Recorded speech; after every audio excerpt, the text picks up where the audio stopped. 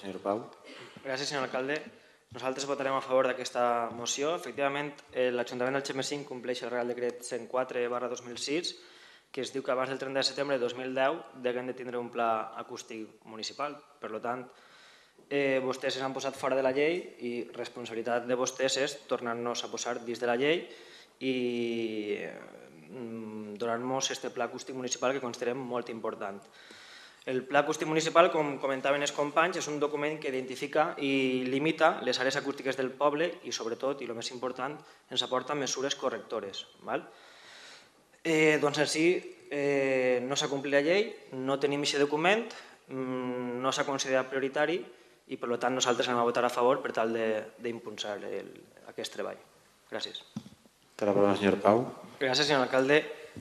Comentava la companya Maria Ángeles que quan sigui el moment no el diu vostè ni l'equip de govern, el moment ho diu la llei i la llei diu que sols fan 2 anys i mig tard i no sé, crec que el tema del soroll en aquest debat no estem crispant res, simplement estem dient que volem que se porti endavant, que volem tocar totes les sensibilitats, no sols és la setmana bo, no ens centrem ahir, hi ha coses tan importants com és el trànsit rodat, per exemple.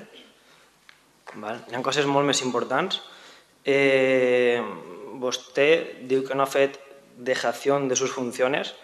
Si no és així, passa'm una còpia del document, perquè jo no la tinc. I si no està, és que no s'ha fet la feina, per tant, no s'ha complit la llei. Per tant, no ha fet el que li corresponia a fer dejació de funcions. Això és així.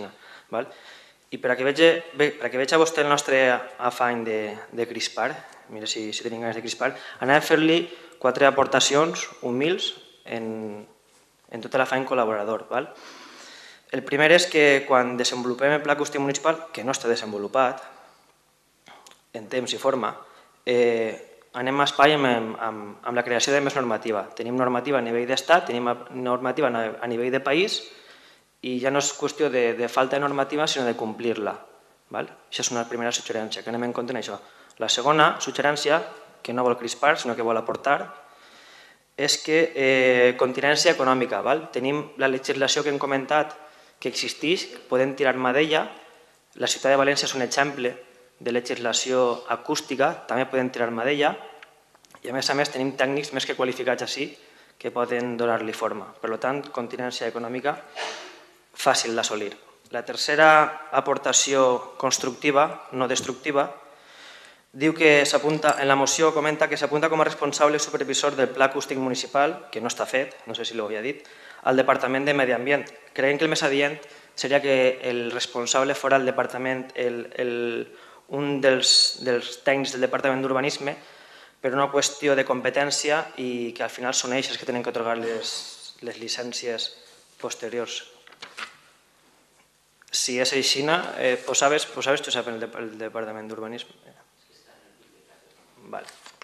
Si no és una suggerència que fem i si ja està reflexada, perfecte. Si finalment es redacta més normativa, ull en la seva aplicació. Tenim que fer compatible també la convivència de la gent, el benestar dels nostres veïns, amb l'activitat de molts comerços, sobretot els comerços antics. Els més vellets que es costa més adaptar-se a la normativa. Ull també en la declaració de zones ZAS. Això és molt delicat i demanem que anem en compte. I l'última aportació constructiva, que no crispa, és que els plans, ja acabé ja, no queda res, les accions correctores que se proposen en el document siguin realistes. No fem actuacions correctores cares i realitzables que sols ocupen un volum més les prestatgeries de l'Ajuntament i que siguin totalment assolibles i, sobretot, portar-les a terme en un temps raonable. Aquestes són les nostres aportacions, gens destructives, molt constructives.